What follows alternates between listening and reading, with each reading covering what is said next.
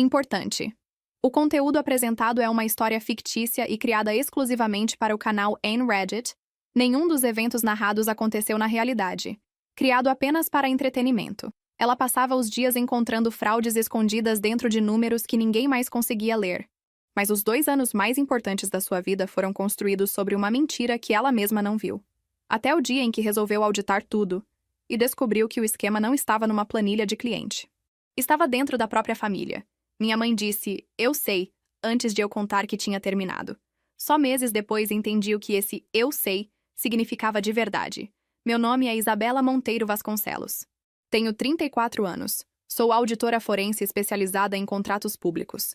E durante 2 anos usei uma aliança de ouro branco com um brilhante central que meu ex-noivo Rodrigo Fonseca Cavalcante escolheu sozinho, sem me perguntar nada. Porque ele era o tipo de homem que tomava decisões por você e chamava isso de cuidado. Eu deveria ter visto naquilo um sinal. Não vi. Existe uma ironia cruel em ser alguém que ganha a vida encontrando inconsistências em documentos que outras pessoas juraram serem perfeitos. E mesmo assim não conseguir ver as inconsistências dentro da própria casa. Passo meus dias procurando o número que não bate, a assinatura que foi copiada, o contrato que foi datado retroativamente. Encontro fraudes em planilhas que equipes inteiras revisaram e aprovaram. Mas quando se trata da própria vida, a gente aplica uma lógica diferente. Uma lógica baseada não em evidências, mas em esperança. E esperança, descobri, é o instrumento mais impreciso que existe. Rodrigo e eu nos conhecemos há 3 anos num evento de compliance para empresas de infraestrutura no Centro de Convenções do Anhembi. Ele era o diretor financeiro de uma construtora de médio porte chamada Cavalcante Engenharia e Obras, uma empresa familiar que o avô tinha fundado nos anos 70 e que ele e o irmão mais novo, Felipe, tinham transformado em algo maior. Ou pelo menos tentado. Eu estava lá representando o escritório onde trabalhava na época, fazendo uma palestra sobre indicadores de risco em contratos de obra pública. Ele me abordou no coffee break com um comentário inteligente sobre uma das métricas que eu tinha citado. Não foi cantada. Foi uma pergunta genuína, ou pelo menos pareceu genuína, sobre a metodologia de cálculo de sobrepreço em licitações de pequeno valor. Esse é o tipo de coisa que me impressiona. Não flores, não elogios ao vestido. Uma pergunta boa. Fui jantar com ele naquela semana. 2 meses depois, ele me ligava todo dia. 6 meses depois, eu tinha deixado minha agenda rearranjar em torno dele sem perceber exatamente quando isso tinha acontecido. Em 1 ano e 4 meses, a aliança. Rodrigo tinha aquela qualidade específica de charme que é difícil de descrever para quem não experimentou. Ele fazia você se sentir inteligente. Não no sentido condescendente. Não no sentido de que ele te elogiava como se fosse uma surpresa você ter capacidade. Era mais sutil que isso. Ele ouvia de um jeito que fazia suas próprias ideias soarem mais claras quando você as dizia em voz alta. Fazia perguntas que te levavam a conclusões que você não sabia que tinha. Era o tipo de pessoa que você queria ao seu lado numa mesa de negociação, não porque ele falava muito, mas porque ele sabia exatamente quando falar. Só que essa qualidade, aprendi, pode ser usada de formas muito diferentes. Minha irmã Beatriz tem 27 anos. Ela é bonita, da forma que a nossa mãe sempre quis que eu fosse.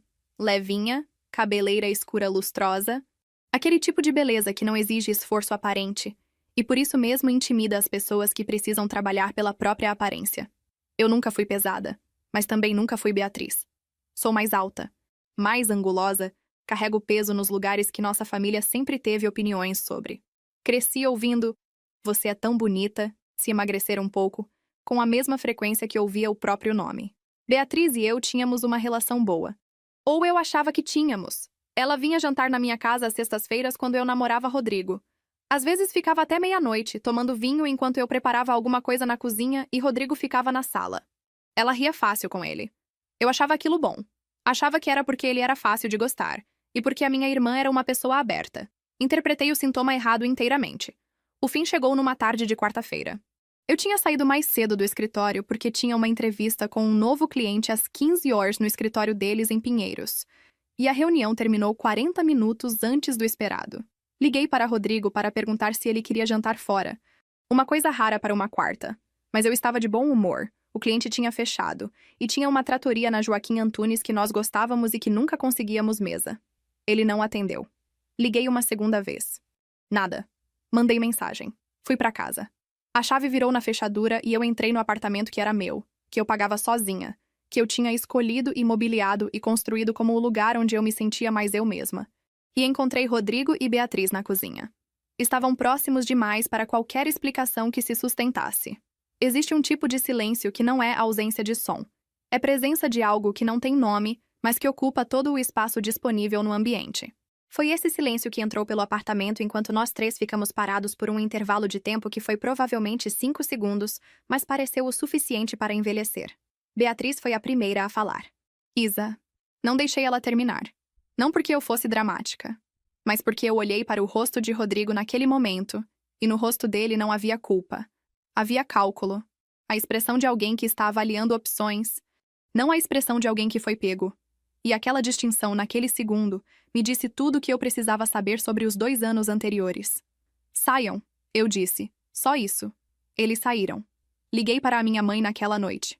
Ela atendeu no segundo toque com aquele tom dela de quem estava esperando uma ligação difícil. Eu sei, filha, ela disse, antes de eu dizer nada. Aquelas 2 palavras fizeram alguma coisa com minha capacidade de respirar normalmente por uns 30 segundos. Há quanto tempo você sabe? Pausa. Faz um tempo que eu percebi que eles se gostavam. Mas Rodrigo é um bom partido, Isa. E a Bea é mais... Ela não terminou a frase. Não precisou. Eu completei mentalmente. Mais nova. Mais leve. Mais maleável. Mais adequada para o tipo de vida que um homem como Rodrigo queria. Você poderia ter me dito. Não ia adiantar nada. Quando essas coisas acontecem... Mãe, você é forte. Isabela. Você sempre deu conta de tudo sozinha. Desliguei. Fui até o banheiro. Sentei no chão com as costas na banheira por não sei quanto tempo. O piso era frio. Lá fora, São Paulo fazia o barulho que São Paulo faz à noite. Aquele rumor constante e sem pausa, que em outros momentos me parecia companhia, e naquele momento parecia indiferença. Fiz o que sempre faço quando não consigo pensar. Abri o laptop. Não para trabalhar. Só para ter algo concreto na frente dos olhos. Números. Colunas. Coisas que se comportam de acordo com regras.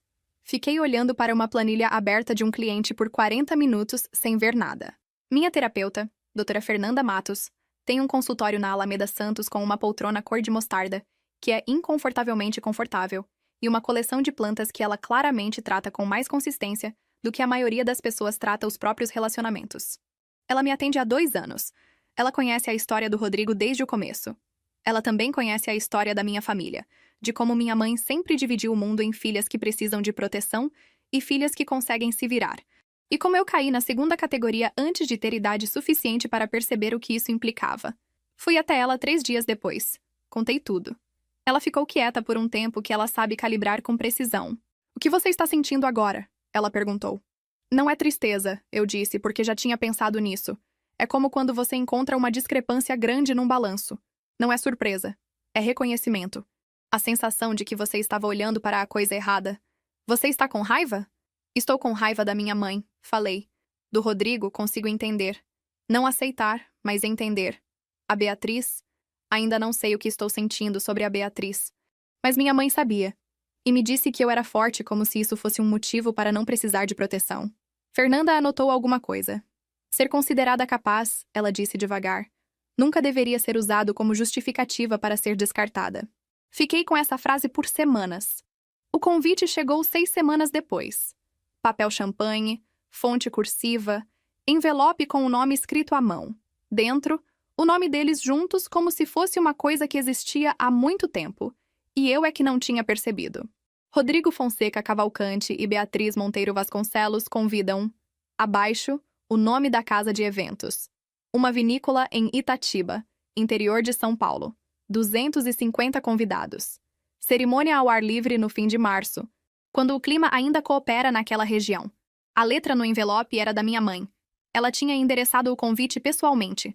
Fiquei parada na porta do meu prédio por um tempo desproporcional segurando aquele envelope. A porteira, Dona Célia, passou por mim 2 vezes com cara de quem queria perguntar alguma coisa e decidiu não perguntar. Naquela noite recebi uma mensagem de voz da minha mãe. Isabela, eu sei que é difícil. Mas as pessoas vão comentar se você não vier. Já faz 2 meses. Você precisa mostrar que superou. Que é a mulher madura que você sempre foi. Mulher madura. Superou.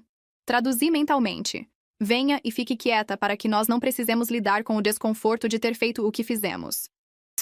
3 semanas antes do casamento, fui a um jantar de trabalho num restaurante japonês de alto padrão no Itaim, uma empresa de logística que estava me contratando para uma auditoria de contratos de terceirização.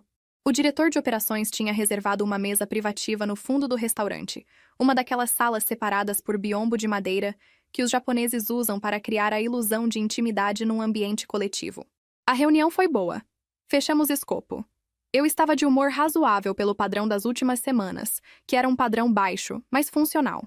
Saí um pouco antes dos outros porque tinha documentos para revisar em casa. Estava esperando o elevador quando ouvi uma voz atrás de mim. Você é a auditora que acabou de sair da sala 7? Me virei. O homem tinha uns 45 anos, terno escuro sem gravata. Aquele tipo de aparência que não é imediatamente memorável, mas que fica na memória de formas que você demora a entender. Não era bonito da maneira que Rodrigo era bonito. Era outra coisa, algo mais difícil de catalogar. Sou, eu disse, cautelosa do jeito que se fica cautelosa quando alguém aborda uma mulher num corredor vazio. Desculpa de abordagem. Eu sou Marcelo Barros. A empresa que você vai auditar é minha concorrente direta no segmento de logística reversa. Fiquei sabendo que estava nesse jantar e queria só dizer... Você vai encontrar coisas lá que vão ser difíceis de nomear.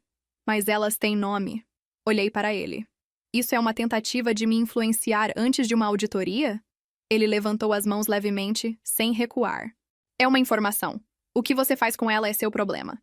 O elevador abriu. Entrei. Ele não entrou junto. Enquanto o elevador descia, fiquei pensando no tom da voz dele. Não era ameaça. Era a voz de alguém que carrega uma informação há tempo suficiente para que ela pese. 2 dias depois, encontrei o cartão que ele tinha deixado em cima do porta-cartões da recepção do restaurante, endereçado a mim com letra firme. Nome, número e uma linha embaixo. Quando você encontrar os contratos de fevereiro de 2022, me liga. Coloquei o cartão na gaveta do escritório. Fevereiro de 2022. Fiz uma nota mental. A semana antes do casamento foi a semana que eu passava o dia funcionando normalmente e acordava às 3 da manhã com o tipo de pensamento que não tem forma definida, mas que ocupa tudo. Não era a saudade de Rodrigo, quero deixar isso claro. Era algo mais complicado. Era a sensação de que eu tinha construído uma versão da minha vida sobre uma base que era, em partes significativas, falsa, e que agora eu não sabia muito bem o que era estrutura e o que era decoração. Liguei para a Fernanda numa quinta-feira às 9 da manhã. Ela encaixou uma sessão às 18 horas. Você vai ao casamento? Ela perguntou. Não sei. O que te impede de dizer que não vai? Fiquei quieta. A planta atrás dela, uma costela de Adão enorme, balançou levemente com o ar-condicionado. A sensação de que, se eu não for... A história que fica é que eu não superei. Que eu estava escondida em casa. Que eles me venceram de uma forma que eu não consigo nem articular o que significa. E se você for? Se eu for, pelo menos sou eu que decido aparecer. Fernanda esperou. Tem mais alguma coisa? Ela perguntou. Pensei no cartão na gaveta, na voz do homem no corredor. Em fevereiro de 2022. Tem, eu disse. Mas ainda não sei o que é. Liguei para o número do cartão na sexta-feira à noite. Ele atendeu no terceiro toque. Encontrei os contratos de fevereiro. Eu disse, sem preâmbulo, porque tinha passado o dia inteiro revisando os documentos iniciais que a empresa tinha me enviado, e fevereiro de 2022 tinha um pacote de terceirização de transporte com características que eu já tinha visto antes. Não idênticas. Mas com a mesma assinatura estrutural. Pausa curta. Você é rápida. É o meu trabalho. O que você sabe? Posso te encontrar amanhã? Amanhã é sábado. Eu sei. Nos encontramos num café na Fradique Coutinho às 10 da manhã. Ele estava lá, antes de mim, com um caderno fechado na mesa e 2 xícaras de café já pedidas. Você é pontual, eu disse, sentando. Sou quando o assunto importa. Ele me contou o seguinte. A empresa que eu estava auditando, a Log Prime Soluções, tinha ganhado 2 contratos grandes de distribuição em 2022 através de um processo licitatório que ele tinha acompanhado de perto, porque sua empresa, a Transbraço Logística, tinha participado do mesmo processo e perdido.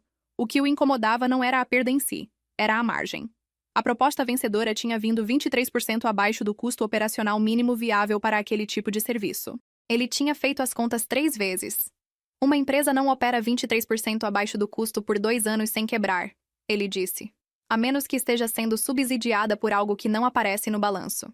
Ou que o custo esteja sendo declarado incorretamente. Ou isso. Fevereiro de 2022 era o mês em que a Log Prime tinha contratado 2 fornecedores de combustível novos. empresas de fachada registradas em endereços que, quando ele tinha ido verificar pessoalmente, eram terrenos baldios em Guarulhos. As notas fiscais continuavam sendo emitidas. Os pagamentos continuavam saindo. Quem é o sócio majoritário da Log Prime? Eu perguntei. Ele me olhou por um segundo antes de responder. Bernardo Alcântara Fonseca, o tio do Rodrigo Cavalcante. O café ficou quieto da forma que lugares ficam quietos quando você recebe uma informação que reorganiza o que você pensava que sabia.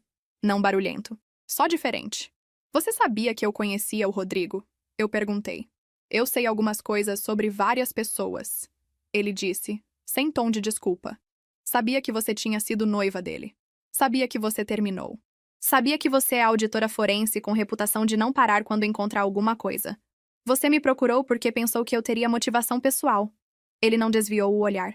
Procurei porque você é boa no que faz e porque essa história precisa de alguém que não desiste. O resto é coincidência. Você acredita em coincidência? Não muito. Fiquei olhando para a xícara por um tempo. Fevereiro de 2022. Eu disse devagar. 6 meses antes de Rodrigo me pedir em casamento. Marcelo ficou quieto. Quando você foi contratada para essa auditoria? Ele perguntou. 3 semanas atrás. Indicação de um antigo cliente. Quem indicou? Pensei. O antigo cliente era uma empresa de seguros. O contato lá era a diretora jurídica, uma mulher chamada Adriana Campos, que eu tinha conhecido 2 anos atrás. Adriana era amiga de infância de Rodrigo. Deixei esse pensamento pousar sem tentar empurrá-lo para nenhuma direção. Preciso verificar mais coisas antes de tirar qualquer conclusão, eu disse. Claro, mas vou precisar de acesso a alguns documentos que você tem. Extraoficialmente, por enquanto. Tenho tudo digitalizado. Olhei para ele. Por que você guardou tudo isso por 2 anos sem fazer nada? Ele ficou em silêncio por um momento. Porque eu não tinha a peça que faltava, ele disse. Eu tinha os números. Mas números sem contexto são só suspeita. Eu precisava de alguém que soubesse ler o contexto. Paguei meu café. Na saída, ele disse, você vai ao casamento? Me virei. Por que todo mundo me faz essa pergunta? Por que vai importar? O que você descobre antes de sábado que vem vai importar mais se você estiver lá. Não respondi. Fui embora pensando que tinha entrado naquele café com uma questão prática e saído com algo completamente diferente. A sensação muito familiar de estar no início de uma auditoria grande, quando os primeiros documentos começam a mostrar que o problema é maior do que parecia na superfície. Só que desta vez não era uma planilha. Era a minha vida. Passei os 5 dias seguintes sem dormir direito. Não da forma dramática que isso soa. Dormia 4, 5 horas, acordava com a cabeça já funcionando, já puxando fios. É o que acontece quando você está no meio de uma auditoria que importa. O cérebro não desliga completamente porque sabe que tem alguma coisa escondida nos dados e fica procurando mesmo quando você manda ele parar. Só que desta vez era diferente. Desta vez o que estava escondido nos dados tinha o nome do homem que eu tinha planejado casar. Trabalhei sistematicamente, que é a única forma que conheço de trabalhar. Peguei os contratos de fevereiro de 2022 e montei uma linha do tempo paralela. De um lado, o que a Log Prime declarava. Do outro, o que os documentos que Marcelo tinha me passado mostravam. As 2 linhas não se encontravam em lugar nenhum que devessem se encontrar. E se encontravam em vários lugares que não deveriam. As 2 empresas de combustível fantasmas, a distribuidora Velomax e a Transportes GR Sul, tinham CNPJ registrados com intervalo de 3 dias entre si. Mesmo contador responsável.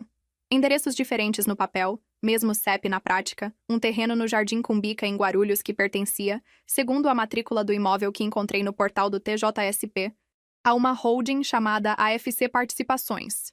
AFC. Alcântara Fonseca Cavalcante. Fiquei parada na frente do laptop por um momento com aquela sensação específica que só vem quando você fecha o último buraco de uma hipótese. Não é satisfação.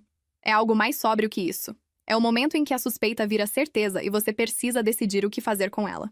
Liguei para Marcelo. AFC Participações, eu disse quando ele atendeu. Silêncio de 2 segundos. Onde você achou isso? Matrícula do imóvel em Guarulhos. A holding aparece como proprietária do terreno desde 2019.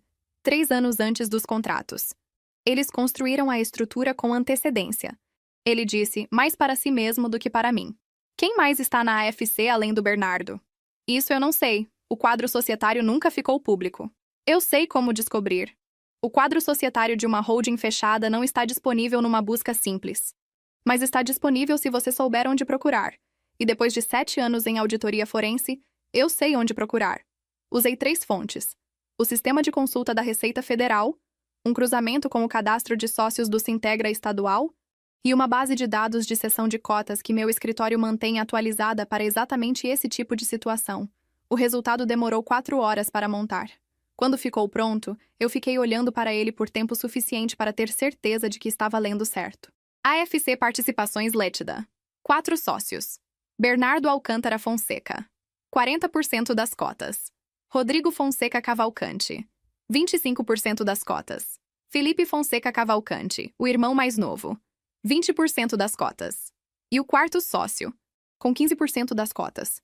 Incorporado ao quadro em março de 2021. 2 meses antes de Rodrigo me conhecer no evento de compliance. Luiz Henrique Monteiro Vasconcelos. Meu pai. Existe um tipo de descoberta que não produz reação imediata. Que o corpo recusa processar de uma vez porque sabe que processar de uma vez seria demais. Você olha para a informação. Você lê de novo. Você verifica a fonte. Você fecha o laptop, abre de novo, relê. E então você vai até a janela e fica parada olhando para a rua lá embaixo, porque precisa de algo concreto para ancorar o que acabou de desmoronar. Meu pai. Meu pai tinha 15% de uma holding que estava sendo usada para faturar notas fiscais frias para uma empresa que estava fraudando contratos públicos. Meu pai tinha entrado nessa estrutura 2 meses antes de Rodrigo me conhecer num evento de compliance.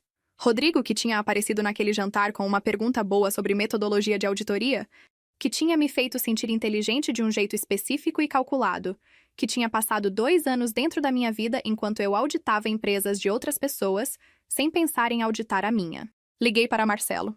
Meu pai está no quadro societário da AFC, eu disse. 15%. Desde março de 2021. Silêncio. Isabela. Você sabia? Eu suspeitava que havia alguém de fora da família Fonseca. Não sabia quem. Rodrigo me conheceu 2 meses depois que meu pai entrou na holding. Eu sei. Ele se aproximou de mim porque eu sou auditora. Porque uma auditora dentro da família é um escudo. Ou um sistema de alerta antecipado. Se alguma investigação chegasse perto, eu seria a primeira a saber. Marcelo não disse nada por um momento. Ou, ele disse com cuidado, porque você era um risco que precisava ser controlado de perto. Sentei no chão. Não dramaticamente. Simplesmente porque as pernas decidiram não cooperar mais. 2 anos. 2 anos de jantares e conversas e a aliança e os planos e a sensação de ter encontrado alguém que me via. Tudo isso era gerenciamento de risco. Eu era uma variável que precisava ser neutralizada. E quando eu deixei de ser útil como variável, fui substituída pela minha irmã, que era mais jovem, mais fácil e que não sabia auditar nada. Quanto tempo você precisa para montar um dossiê completo? Marcelo perguntou. Olhei para os documentos abertos no laptop. Tenho 4 dias antes do casamento. É suficiente? Vai ter que ser. Liguei para a doutora Fernanda naquela noite, não para a sessão, só para ouvir uma voz que não tinha interesse nenhum na situação. Contei tudo. Ela ficou quieta por um tempo que ela sabe calibrar. Como você está se sentindo? Ela perguntou. Estou com raiva, eu disse, mas é uma raiva limpa. Não a raiva confusa dos primeiros dias. É a raiva de alguém que entendeu o que aconteceu e precisa decidir o que fazer. E o que você quer fazer? Quero que isso apareça. Quero que os números apareçam. Não por vingança, tentei ser honesta comigo mesma. Não só por isso. Mas porque esse tipo de coisa precisa aparecer. Tem dinheiro público envolvido. Tem empresas que perderam contratos que eram delas por direito. Tem um engenheiro que foi empurrado para fora de uma sociedade para que isso funcionasse. E seu pai? Fiquei em silêncio. Isso eu ainda não sei, falei. Ainda não sei o que ele sabia e o que não sabia. Não sei se foi ingenuidade ou cumplicidade. Essa distinção importa. Vai importar para você como filha. Ou para o processo. Para os 2. Trabalhei os 4 dias seguintes com a intensidade que só consigo manter quando sei que o que estou fazendo importa de verdade. Montei o dossiê em camadas. A primeira camada era a estrutura societária. AFC Participações. Os 4 sócios. A linha do tempo de constituição. A sequência de entradas no quadro societário. A segunda camada eram os contratos. Log Prime.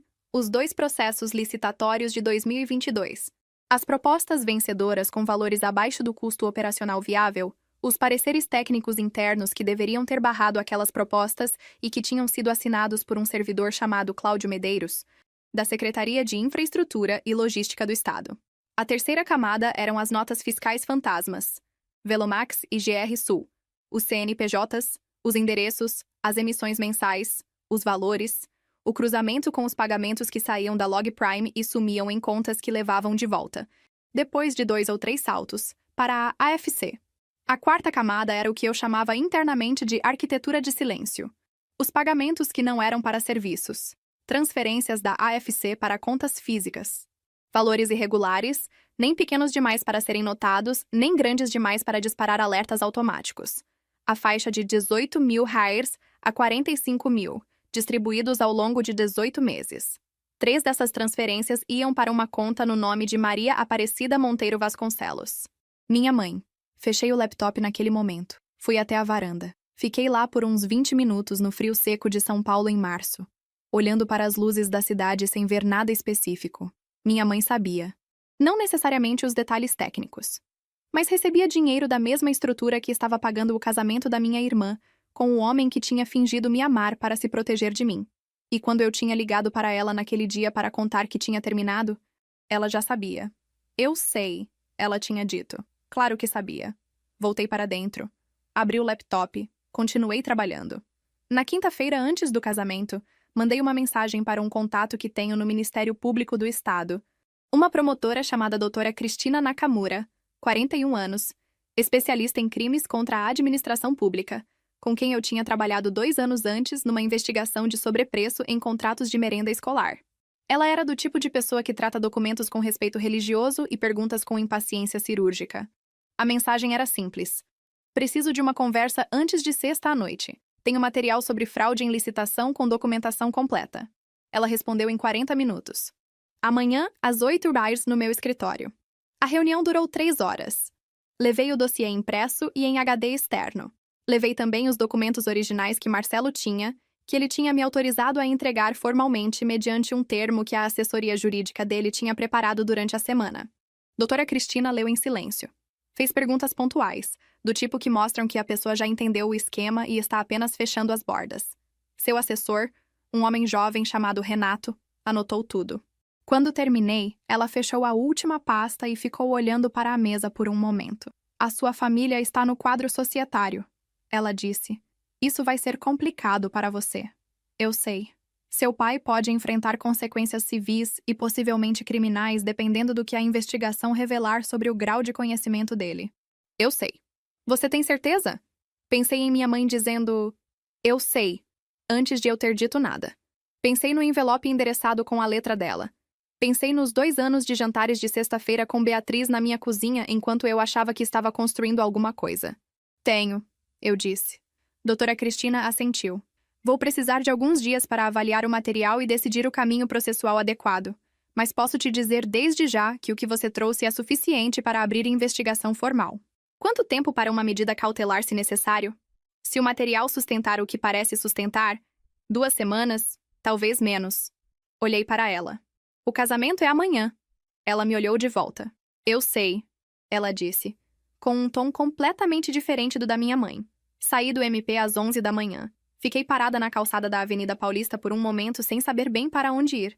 O trânsito fazia o que o trânsito de São Paulo faz, que é existir com uma intensidade que não deixa espaço para outros pensamentos se você deixar. Liguei para Marcelo. Está feito, eu disse. Pausa. Como você está? Não sei ainda. Vou saber daqui a alguns dias quando o choque passar. Você vai ao casamento? Olhei para o alto do edifício na minha frente. Um daqueles prédios dos anos 70 com fachada de concreto que parece mais sólido do que os espelhados novos.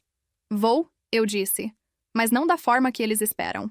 Comprei o vestido naquela tarde, verde escuro, comprido, estruturado no corpo de um jeito que não pede desculpa por nada.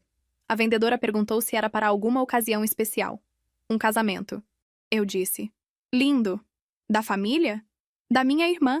Ela sorriu com um tipo de simpatia que não sabe do que está sorrindo. Que bonito, ela disse. É uma palavra, respondi. Marcelo me buscou às 14 horas do sábado. Ele não precisava vir. Eu não tinha pedido. Mas quando ele mandou mensagem na sexta à noite perguntando se eu queria companhia, eu não disse não. O que foi minha forma de dizer sim. Ele estava na frente do meu prédio num carro discreto. Terninho cinza, sem ostentação. Quando entrei, ele me olhou uma vez com aquela avaliação dele que não é sobre a roupa. Pronta? Ele perguntou. Pronta. Eu disse. Não era verdade completamente, mas era verdade o suficiente para chegar lá. A vinícola em Itatiba fica numa propriedade de 40 alqueires com uma casa sede de arquitetura italiana e parreirais que no fim de março estão no ponto exato entre a colheita e o repouso. No caminho certo parece cenário de filme. No caminho errado parece exatamente o que é. Um lugar caro escolhido para impressionar pessoas.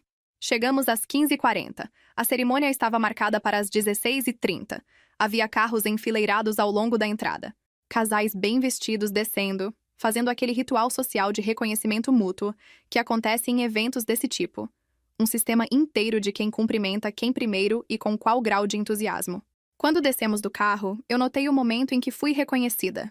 Não foi imediato. Foi progressivo, como Marcelo disse uma vez que as coisas importantes se movem, como o clima, começando pelas bordas e chegando ao centro. Primeiro, uma prima afastada que parou de falar no meio de uma frase. Depois, 2 colegas de trabalho do meu pai que me conheciam desde criança. Depois minha tia Marlene, que ficou com a boca levemente aberta por tempo suficiente para ser notável.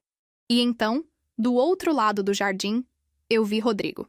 Ele estava de terno branco, o que era uma escolha que dizia muita coisa sobre como ele entendia a própria importância. Estava conversando com o sogro, meu pai, e com 2 homens que eu não reconhecia, mas que tinham a postura específica de advogados em evento social.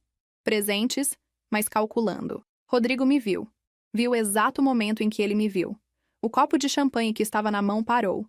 Não desceu. Não subiu. Parou no meio do ar como se o braço tivesse recebido uma instrução contraditória e decidido não executar nenhuma delas. Então ele me viu de novo, desta vez com Marcelo ao meu lado. E aquela expressão que eu tinha catalogado no apartamento naquele dia, não culpa, cálculo, abandonou o rosto completamente. O que ficou no lugar foi outra coisa. Menor. Mais crua. Meu pai viu a direção do olhar de Rodrigo e seguiu até mim. Quando nossos olhos se encontraram, eu vi que ele sabia que eu sabia. Não sei como ele sabia. Talvez Rodrigo tivesse algum sistema de alerta. Talvez meu pai simplesmente me conhecesse bem o suficiente para saber que eu não apareceria num casamento como esse de vestido verde escuro e expressão tranquila, a menos que tivesse alguma coisa comigo. Ele se afastou de Rodrigo e caminhou na minha direção. Nos encontramos perto de uma pérgola coberta de glicínias que alguém tinha escolhido como ponto decorativo e que era involuntariamente o lugar mais privado daquele jardim. Marcelo ficou a alguns metros de distância, discreta e deliberadamente. Meu pai estava envelhecido, não da forma que as pessoas envelhecem em anos, da forma que envelhecem em semanas quando carregam alguma coisa pesada demais. Isabela, ele disse. Pai. Ficamos em silêncio por um momento. Quanto você sabe? Ele perguntou. Tudo, eu disse. AFC Participações. Suas 15 cotas. Fevereiro de 2022. As notas fiscais. Os pagamentos para a conta da mãe. Ele fechou os olhos por um segundo. Eu não sabia o que era quando entrei. Ele disse. O Bernardo disse que era um veículo de investimento imobiliário. Quando comecei a entender o que estava acontecendo de verdade, você ficou quieto. Eu tinha medo. Eu sei que tinha medo. E eu entendo que você tinha medo. Mas mãe recebeu dinheiro. E Rodrigo passou 2 anos dentro da minha vida. E você ficou quieto durante tudo isso. Ele abriu os olhos. Isabela, eu não estou aqui para ter essa conversa hoje, pai. Hoje não é o dia. Mas preciso que você saiba que entreguei o dossiê completo ao Ministério Público ontem de manhã. Contudo, inclusive sua participação societária. O rosto dele ficou cinza. Doutora Cristina Nakamura vai entrar em contato com você em breve. Eu sugiro fortemente que você contrate um advogado antes disso e que a primeira orientação que você peça a ele seja sobre colaboração. Você me entregou? A pergunta não tinha raiva. Tinha espanto. O espanto de um pai que não esperava que a filha fosse capaz disso, o que era, em si mesmo, uma das coisas que tinha me trazido até aquele momento. Entreguei as evidências de uma fraude, eu disse. Você é uma das evidências. Não fui eu que coloquei você lá. Virei e fui embora da pérgola antes que ele respondesse. Encontrei Beatriz 10 minutos antes da cerimônia começar. Ela estava na antessala da casa-sede, ainda com o véu para ajustar, com 2 madrinhas ao redor fazendo aquele ritual coletivo de últimos retoques. Quando me viu entrar, as madrinhas recuaram instintivamente. Esse instinto social de reconhecer que algumas conversas precisam de espaço. Beatriz estava linda. Isso foi a primeira coisa que pensei.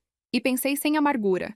Só com aquela tristeza específica que vem quando você vê alguma coisa bonita no contexto errado. Isa, ela disse. Não vou te fazer um discurso, eu disse. Não é o momento e não adiantaria nada. Mas preciso te dizer uma coisa. Ela esperou. Rodrigo não te escolheu por amor. Ele te escolheu porque você era o caminho mais fácil para manter a família próxima depois que eu me tornei um problema. Você merece saber disso antes de entrar numa igreja com ele. Beatriz ficou parada. Isabela? Tem uma investigação do MP aberta desde ontem sobre a empresa do tio dele e sobre o esquema que ele ajudou a montar. Pai está envolvido. Mãe recebeu dinheiro.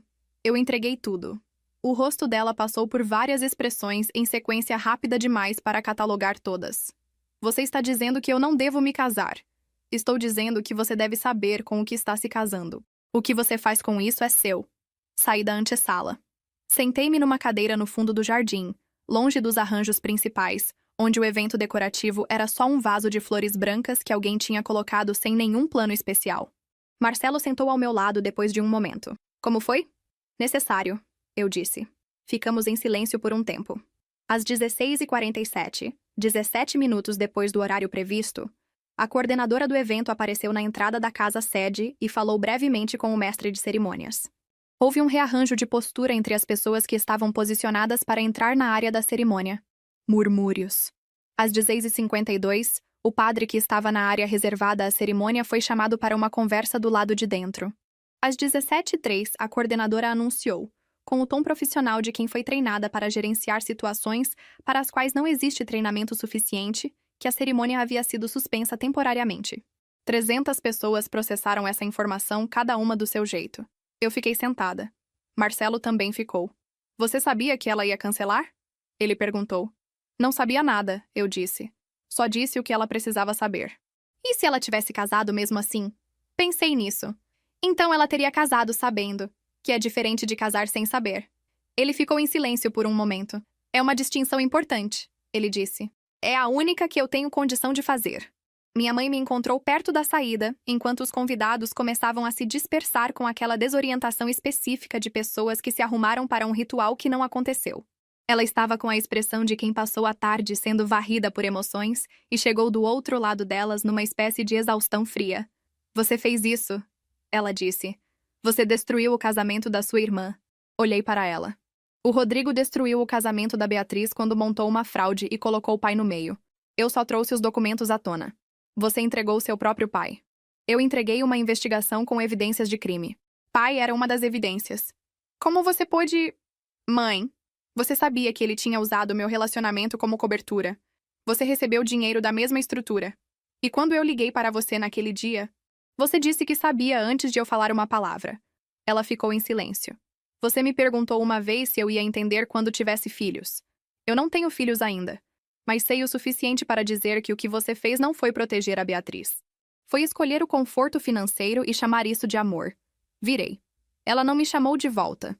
No caminho de volta para São Paulo, a cidade foi aparecendo aos poucos na janela do carro, primeiro as luzes espalhadas do interior, depois a mancha luminosa do ABCD, depois o acúmulo progressivo de luz que é São Paulo anunciando que está à frente. Marcelo dirigiu em silêncio por um longo tempo. Vai ficar bem? Ele perguntou. Eventualmente. Não hoje, eu disse.